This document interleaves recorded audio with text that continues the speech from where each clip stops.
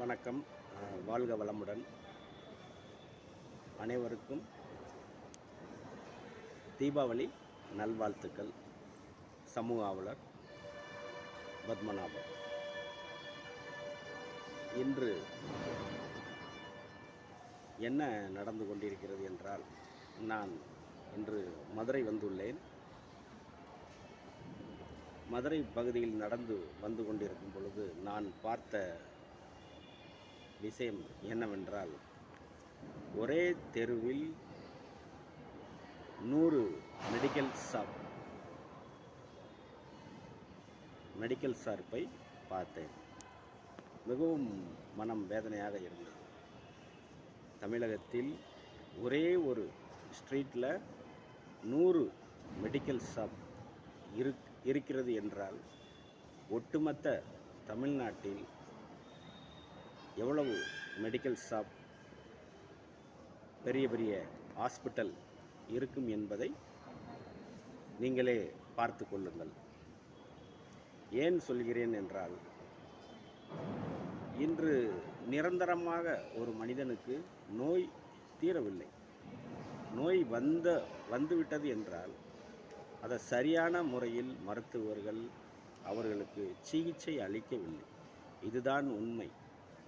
இல்லாட்டி அவங்ககிட்ட அந்த ஆங்கில மருத்துவத்தில் அவர்களிடம் அதற்கு ஏற்ற மெடிசன் இல்லையா, இருப்பது போல் நம் மக்களை, ஏழை மக்களை ஏமாற்றி கொண்டிருக்கிறார்களா என்பது சந்தேகமாக உள்ளது. இதற்கு பின்னால் அரசு என்ன செய்து கொண்டிருக்கிறது என்பதுதான் புரியவில்லை. ஒரு காலத்தில் நாம் பார்த்தோம் என்றால், நம் தாத்தா காலத்தில் எங்கு பார்த்தாலும் சினிமா தியேட்டர்கள் அதிகமாக இருந்தது. நம் அனைவரும் மகிழ்ச்சியாக இருந்தோம். அனைவரும் 5 மணிக்கு மேலே 6 மணி ஆச்சுன்னா சந்தோஷமாக நம் குடும்பத்துடன் சினிமா கொட்டகைக்கு சென்று நம் ஜாலியாக நம் தீனி பண்டங்கள் எல்லாம் வாங்கி கொண்டு சந்தோஷமாக குடும்பத்துடன் சினிமாவுக்கு சென்று கொண்டு வருவதை பார்த்திருக்கிறோம். அப்போல்லாம் நல்ல ஒரு ஆரோக்கியமான உடல் இருந்தது.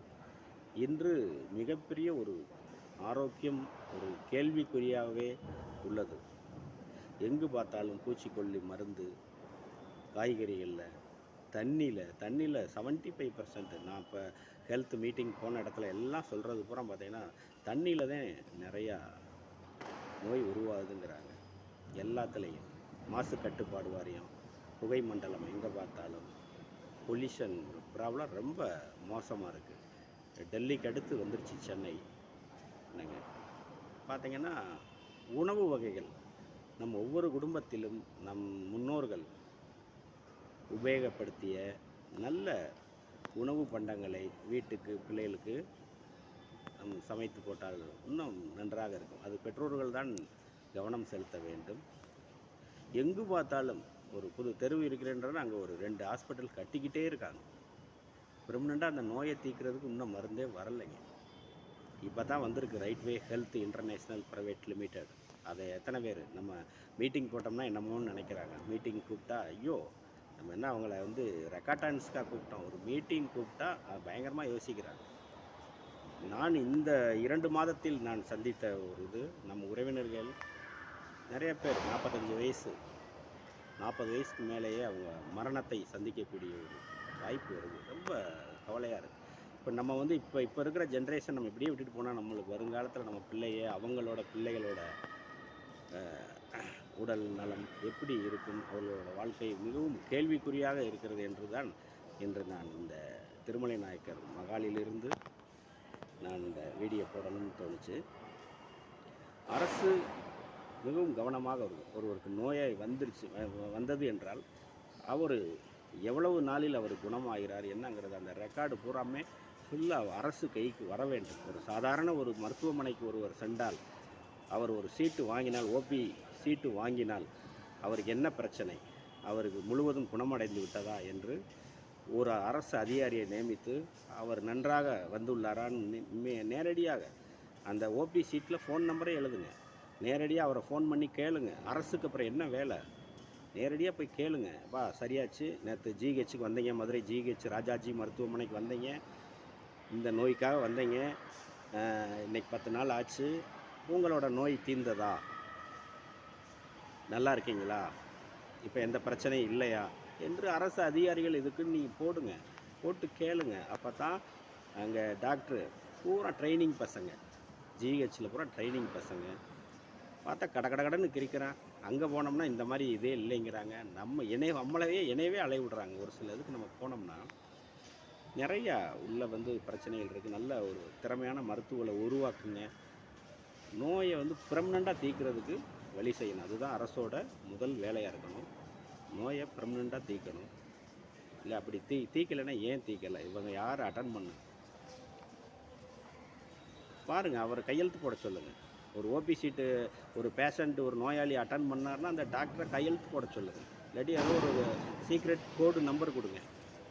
இவர் பார்த்தது சரியாக இருக்குது, இவர் பார்க்குறது சரியில்லைன்னு. அவர் பார்க்குறது சரியில்லைன்னா அவரை தூக்குங்க, வேலையை விட்டு தூக்குங்க.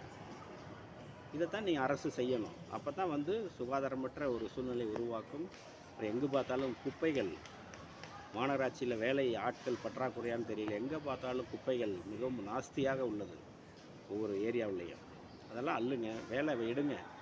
ஒரு குறிப்பிட்ட சமுதாயம் தான் இந்த வேலையை பார்க்கணும்ல. நிறையா ஏழைகளுக்கு நீங்கள் சரியான ஒரு ஊதியம், சரியான ஒரு கௌரவத்தை கொடுத்தீங்கள் என்றால், நல்ல சம்பளம் கொடுத்தீங்கன்னா மற்ற ஆட்கள் அனைவரும் வருவாங்க அந்த வேலைக்கு. ஆகையால் நோய் இல்லாத சமுதாயத்தை உருவாக்கும் அதற்கு அரசு முக்கியமாக நடவடிக்கை எடுக்க வேண்டும். மருத்துவம் பார்க்கும் டாக்டர்கள், உங்களது தொழில் மிகவும் தெய்வமானது. உங்களை நம்பி வருகிறார்கள் நோயாளிகள்.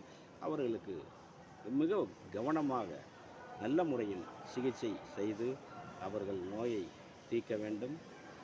பொதுமக்களாகிய நம்மளும் நம் உடம்பை நல்ல முறையில் பார்த்து கொள்ள வேண்டும்.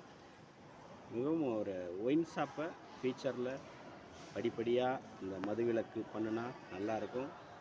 ஏன்னா நிறையா பேர் அதை உபயோகிக்கிறாங்கன்னா அதுக்கு தக்கன அந்த மதுபானத்தில் நல்ல ஒரு சத்துள்ள ஒரு இது, இப்போ நம்ம ரெட் ஒயின் மாதிரி ஒரு சத்துள்ள பொருள்களை விலை அதிகமாக இருந்தாலும் அரசு பணத்தில் கொஞ்சம் அதில் ஷேர் செய்து அவர்கள் எத்தனையோ பேர் மது அருந்துகிறார்கள் என்றால் அதில் அவர்களுக்கு நல்ல ஒரு சத்து, உடம்புக்கு தேவையான ஒரு இம்யூனிட்டி பவர் கொடுக்கக்கூடிய ஒரு நல்ல விஷயங்களை ஆராய்ச்சி செய்து அரசு செய்ய வேண்டும் என்று மிகவும் தாழ்மையுடன் கேட்டுக்கொள்கிறேன். ஜெய் ஹிந்த், வாழ்க வளமுடன். நன்றி, வணக்கம்.